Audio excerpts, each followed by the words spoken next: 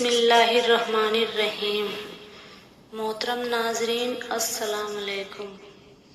میرے پیارے بھائیوں اور بہنوں، آپ لوگ سے گزارش ہے، پلیز میرے چینل کو سپورٹ کریں، لائک شیئر سبسکرائب اسے لازمی شیئر کریں۔ جب زمین چاند سورج ستارے کچھ بھی نہ تھا، تنہا اعظم رب العالمین کائنات کے پروردگار اللہ سبحانہ تعالی نے قلم کو پیدا فرمایا اور حکم دیا، اے قلم تو لکھ۔ یا حکم سنتے ہی قلم عرض کرنے لگا، اے میرے رب العالمین میں کیا لکھوں؟ اللہ رب العالمین نے فرمایا، تو عصر ملا پر کلام طیبہ لکھ۔ یا حکم پا کر کلام طیبہ 400 سال تک لا الہ الا اللہ لکھتا رہا۔ جب 40 سال گزر گئے تب اللہ رب العالمین نے قلم سے پوچھا، اے قلم تو نے کیا لکھا؟ قلم نے عرض کیا، اے اللہ سبحانہ تعالی میں نے تو بس لا الہ الا اللہ لکھا ہے۔ اللہ رب العالمین نے فرمایا، تو نے کلمہ کا آخری حصہ کیوں نہیں لکھا؟ قلم خوف سے کانپتے ہوئے عرض کرنے لگا، اے میرے رب الپاک عالمین ہے تو، یتا کر ہے اللہ کے سوا کوئی معبود نہیں۔ اب اس نام کے بعد کون سا نام لکھوں؟ یہ میرا حوصلہ نہ ہوا اور نہ ہی مجھے معلوم تھا۔ تب اللہ رب العالمین نے فرمایا، اے قلم لا الہ الا اللہ محمد رسول اللہ کے بعد میں میرے خاص دوست میرے محبوب محمد رسول اللہ صلی اللہ علیہ وسلم کا نام لکھ، یعنی لکھ لا الہ الا اللہ محمد رسول اللہ۔ یہ سنتے ہی قلم کئی 100 سال تک یہ نام لکھتا رہا۔ پھر اللہ رب العالمین نے عرض کیا، ملا پر عظیم و شان سمبھند پیدا فرمایا اور انہیں ساتوں زمین و آسمان کے اندر گاڑ دیا۔ مفسرین نے ذکر کیا ہے کہ ایک ستمبھ سے دوسرے ستمبھ کا فاصلہ 70 سال کی مسافت کے برابر ہے۔ پھر سبحانہ تعالی اللہ تعالی نے عرش پیدا فرمایا اور اس عرش کو اٹھانے کے لیے کچھ لمحے میں 4 فرشتے پیدا فرمائے۔ اس نے فرمایا، اے میرے فرشتوں تم عرش کو اٹھاؤ۔ یا حکم سنتے ہی 4 فرشتے عرش اٹھانے کو تیار ہوئے،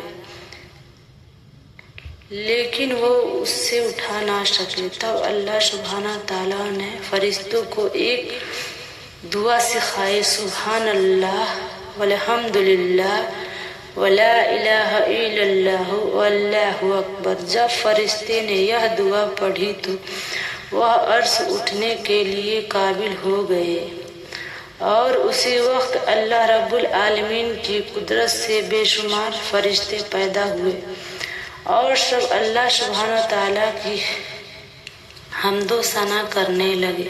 پھر اللہ رب العالمین نے اپنی زمین قدرت سے مقام ارض تیار فرمایا اور وہاں سرخ یاقوت سے لوح محفوظ پیدا فرمایا اور اسے عرش کے نیچے رکھ دیا۔ پھر اللہ سبحانہ تعالیٰ نے قلم کو حکم دیا، اے قلم اس زمین و شان تخلیق، علم اور قیامت تک پیش آنے والے تمام واقعات کو لوح محفوظ میں لکھ دے۔ اللہ سبحانہ تعالیٰ اس حکم کو پا کر قلم نے بسم اللہ الرحمن الرحیم لکھ کر آغاز کیا۔ اللہ سبحانہ تعالیٰ ہی اس کائنات کا یکتا خالق ہے۔ اللہ سبحانہ تعالیٰ کے سوا کوئی معبود نہیں، وہ یکتا ہے۔ بسم اللہ۔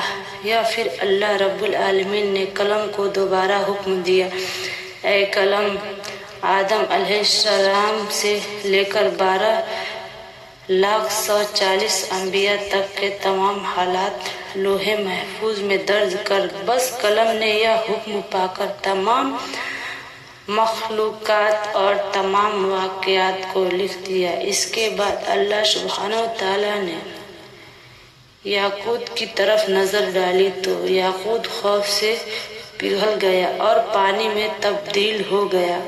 پھر اللہ سبحانہ وتعالیٰ کی بے پایا قدرت سے ہوا پیدا ہوئی اور رب العالمین نے اسے شمال، جنوب، مشرق اور مغرب کی طرف بھیج دیا اور فرمایا تم لوگ تیز رفتاری سے بہتے ہوئے پانی میں لہریں پیدا کرنے لگے اور جھاگ اٹھنے لگا اور فوراً ہی اللہ سبحانہ وتعالیٰ کے حکم کی تعمیل ہوئی۔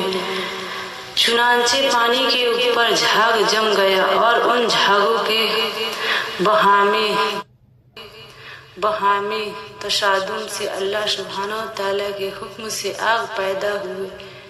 کچھ ہی دیر بعد اس آگ سے دھواں نکلنے لگا۔ پھر اللہ سبحانہ وتعالیٰ کا عرش پانی کے بیچ میں قائم ہوا۔ اللہ رب العالمین نے اس دھوئیں کو 7 حصوں میں تقسیم کیا۔ اس کے پہلے حصے سے پانی، دوسرے حصے سے تانبا، تیسرے حصے سے لوہا، چوتھے حصے سے چاندی، پانچویں حصے سے سونا، چھٹویں حصے سے موارد یعنی موتی اور 7ویں حصے سے یاقوت پیدا فرمایا۔ اس کے بعد عظیم اللہ سبحانہ وتعالیٰ نے اپنی قدرت سے پانی سے پہلا آسمان، تانبے سے دوسرا آسمان، لوہے سے تیسرا آسمان، چوتھے سے چاندی سے چوتھا آسمان، سونے سے 5واں آسمان، مواد سے چھٹا آسمان اور یاقوت سے 7واں آسمان بنایا۔ ایک آسمان سے دوسرے آسمان تک کا فاصلہ تقریباً 500 سال کی